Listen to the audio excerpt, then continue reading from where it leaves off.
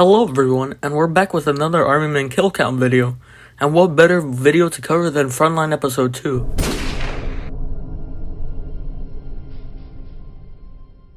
When it comes to Frontline episode 2, IMC went all out because with this new stop motion, he added more time, breaking 16 minutes in his new stop motion, which is very cool. And Frontline episode 2 managed to reach an insane 1.9 million views as at the time of making this. Frontline episode 2 is also the most popular episode on his channel. Now for this review, I will mainly be splitting IMC Productions Frontline episode 2 into 3 main parts, with the intro, camp number 1, and camp number 2, where I will be counting each kill seen in those parts, and with that, let's get right into them. The intro. Yes, a key factor for any type of video. But for IMC Productions Frontline Episode 2, this intro gives us many scattered tan and green conflicts. So I will just add up all the dead bodies we see, along with all the living soldiers we see, to give us a casualty rate within this intro. In this intro, we see 47 greens defending their land with 27 tans seen attacking. But when it comes to how many soldiers died, we see a total of 10 dead greens and 16 dead tans, which gives us a 21% casualty rate for the greens, and for the tans we get a 59% casualty rate. And I'm adding this to the intro battles because we can't say for sure that these troops fought in some of the battles seen later on. So yeah. Then we move on to the Green's base, and we see green artillery firing when it moves on to Green Major Pine. And then we see Captain Gomez arrive and move into his tent when the Major gives Gomez his new orders. Captain, I've got a mission for you. Alright, Captain. As you know, a couple of days ago, we located 2 tan squads near our position, attempting to destroy our artillery. We were able to capture and interrogate them, and well, we have some interesting info. Apparently, right here is the weakest point the tan army has all around this line. This means if we were to take this point, we could move our troops right here, and maybe the tan army would start to move back. Now this is called to peddle. There's a soldier called Captain McNamara who's leading apparently this whole invasion with a general called Anderson. Your mission is simple, Captain. Take the damn point on the line, capture any troops if you can. This mission is important to high command, so I will be adding 25 more troops to your platoon. So now we know what the Greens will be doing this episode, but what about the Tans? Hello, McNamara. The reason for my call is to tell you that High Command seems to be really pleased with your result. I've heard that you require more men to keep advancing, right? Yes, sir, that's right. I need more men to keep up the pressure. The Greens have finally stopped us filling the cattle line with cannons, but not for so long. Alright, Captain. I'll be sending you those troops by the end of the week. Just wait. Thank you, sir. If everything goes as planned, well, maybe this land will fall by the end of this year. Alright, Captain. Good luck. Great. We know that the Tans will basically be resting until they receive new reinforcements. Now it moves back onto the Greens when we see Gomez brief the new recruits added to his platoon. When we meet another named character named Basil, or as YouTube captions would call him, Brazil. Now, Basil was one of those soldiers eager to fight the Tans, but later we see that it's not all what he expects.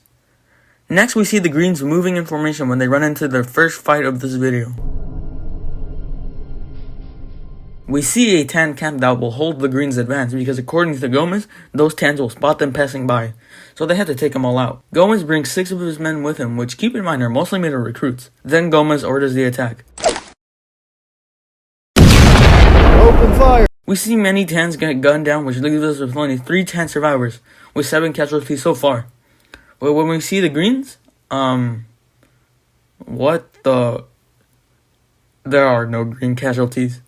Meaning that Gomez and his little squad of 6 men were able to take out a Tan camp of 10 men, which is kind of weird because they are all recruits as said. I don't know. But then we see one of the key steps to any good Army Man stop motion. The war crimes. We see Basil gun down 2 of the Tans that they have captured, while the other one was taken back to the Green base by 3 soldiers. And with this, we move on to our next casualty percentage check. We know that the Tans had 10 troops, as seen in this image, and because only 1 of them survived, it gives us a Tan casualty rate of 90%. But the Greens with their assault lose not 1 single man, meaning that in this battle, they get a casualty rate of 0%. Hopefully in the next one, it's higher. Yeah, I guess that wasn't going to happen in this battle. But with this battle, we do get a scene I want to point out. And that is when we hear the Tans radio into the camp trying to get someone to answer. We then learn that the Tans are looking for the sabotage squad that were sent to destroy the Green artillery. And since they were captured by the Greens, it led to this whole counterattack by the Greens. So that's some pretty good storytelling. Then we see the Greens moving out again when they reach the point on the Campa line they were supposed to capture. And with that, we move into the third part of this video. We see this Tan camp with pillboxes and a radio tower that IMC made out of some sticks, which is kind of cool. Now we move on to the Greens' course of action. We learn how they will attack, and then the battle begins. We see the Tan radio get shot out when the Greens then throw all of their forces at them. Many different scattered assaults play out, but it doesn't give us any casualties. Now from here on, I will only count the Green bodies we see, which is laid out here.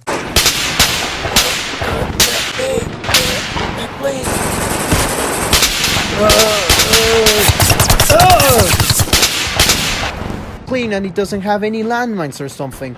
The pro. Ah,